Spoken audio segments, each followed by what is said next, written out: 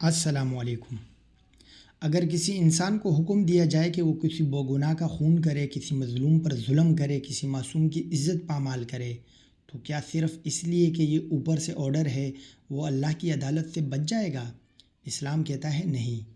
اسلام فوجی ہو، پولیس والا ہو یا عام شہری، سب کو حق اور باطل کے انتخاب کی ذمہ داری دیتا ہے۔ یہ کہانی ایک سپاہی کی نہیں، یہ ہر اس انسان کی ہے جس کے دل میں دو آوازیں لڑتی ہے۔ ایک کہتی ہے آرڈر مانو، دوسری کہتی ہے حق کے ساتھ کھڑے ہو۔ اسلام کہتا ہے اطاعت کرو مگر عدل کے راستے پر۔ اگر حکم ظلم کا ہو تو تم پر لازم ہے کہ اس حکم کو ٹھکرا دو۔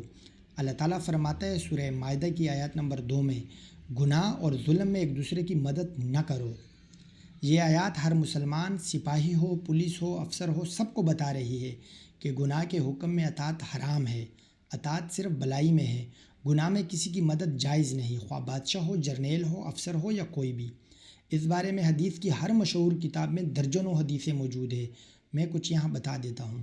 صحیح بخاری کی حدیث نمبر 7144 میں حضور نے فرمایا، خالق کی نافرمانی کے کاموں میں کسی مخلوق کی اطاعت جائز نہیں، یعنی اگر حکم اللہ کے خلاف ہے تو وہ حکم باطل ہے، اسے ماننا حرام ہے۔ صحیح مسلم کی حدیث نمبر 4763 میں حضور نے فرمایا، اطاعت صرف نیکی میں ہے، یعنی نیکی کا کام کا حکم ماننا جائز ہے، ظلم کا حکم ماننا جائز نہیں۔ حدیث نمبر 3 ابو داؤد میں 2625 نمبر حدیث میں ہے، جس نے ظلم میں مدد کی وہ اس کا شریک ہے۔ یعنی صرف آرڈر سن کر عمل کرنا آپ کو بے قصور نہیں بناتا، آپ برابر کے مجرم ہو۔ فوجی و پولیس پر شرعی حکم، اسلام پولیس یا فوج کو اطاعت کا حکم دیتا ہے لیکن مشروط۔ نیکی کا آرڈر، عدل کا آرڈر، انسانیت کا آرڈر آپ کو ماننا ہے۔ ظلم کا، قتل ناحق کا، زیادتی کا یا انصافی کا آرڈر آپ کو نہیں ماننا ہے۔ اگر افسر کہے فلاں بے گناہ کو مار دو، اس کا گھر جلا دو، انہیں پکڑ کر غائب کر دو، تو یہ حکم باطل ہے، یہ ماننا حرام ہے۔ اکثر کہا جاتا ہے ہم مجبور تھے، اوپر سے آرڈر تھا۔ یہ دلیل تاریخ میں ہمیشہ ظالموں نے دی ہے۔ نبی کریم صلی اللہ علیہ وسلم نے پہلے ہی فرما دیا، گناہ میں اطاعت نہیں، لہذا مجبور ہونے کا بہانہ آخرت میں نہیں چلے گا۔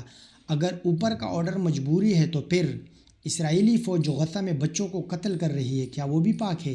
کیونکہ وہ بھی تو کہہ سکتی ہے کہ اوپر سے آرڈر تھا۔ بھارتی فوج جو کشمیر میں ظلم کرتی ہے اور دنیا بھر میں جو ظالم لوگ ظلم کرتے ہیں، تو کیا وہ بھی معصوم ہے؟ کیونکہ وہ بھی کہتے ہیں اوپر سے آرڈر ہے۔ اگر اس بہانے کو مان لیا جائے کہ آرڈر ہو تو کرنا پڑتا ہے، تو پھر ہم ان سب کو معاف کر دیں اور یہ ظلم کھل کر جائز ہو جائے۔ کشمیر میں، غزہ میں، دنیا بھر کی گلیوں میں، چوکوں میں، گھروں میں، مسجدوں میں انسان رو رہا ہے اور جواب ملتا ہے اوپر سے آرڈر تھا۔ اگر یہی بہانہ کافی ہے تو پھر ظالم کون ہے؟ مجرم کون ہے؟ ذمہ دار کون ہے؟ اسلام کہتا ہے ظلم کہیں بھی ہو ظلم ہے، اور ظالم جہاں بھی ہو مجرم ہے۔ اسلام یہ نہیں کہتا کہ پولیس یا فوج کے افسروں کی بے ادبی کرو، بلکہ اسلام کہتا ہے اطاعت کرو مگر انسانیت اور شریعت کے اندر رہ کر۔ جو سپاہی ظلم کے حکم کو روکتا ہے وہ اللہ کا محبوب ہے، جو سپاہی ظلم کا آلہ بنتا ہے وہ آخرت میں سنگین پکڑ میں ہوگا۔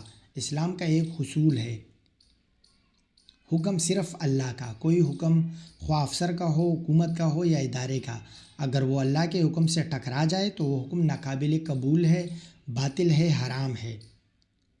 اسلامی احکامات کی روح سے ریاست اہم ہے، لیکن اللہ کی رضا سب سے بڑی۔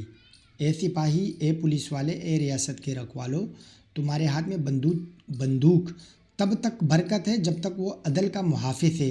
اگر وہ ظلم کا ہتھیار بن جائے تو وہ تمہارے لیے دنیا میں ذلت اور آخرت میں آگ لے کر آئے گی۔ اس لیے یاد رکھو، اوپر سے آرڈر ہو یا نہ ہو، اصل آرڈر آسمان سے آتا ہے۔ تمہاری وردی حسین ہے مگر تمہارا ایمان اس سے زیادہ روشن۔ ظلم کے حکم کو ٹھکرا دو اور اللہ کے حکم کو تھام لو، کیونکہ آخر میں وہی بچائے گا جو آسمان پر ہے، کیونکہ آخرت میں تم افسر کو نہیں اللہ کو جواب دو گے۔ اللہ حافظ۔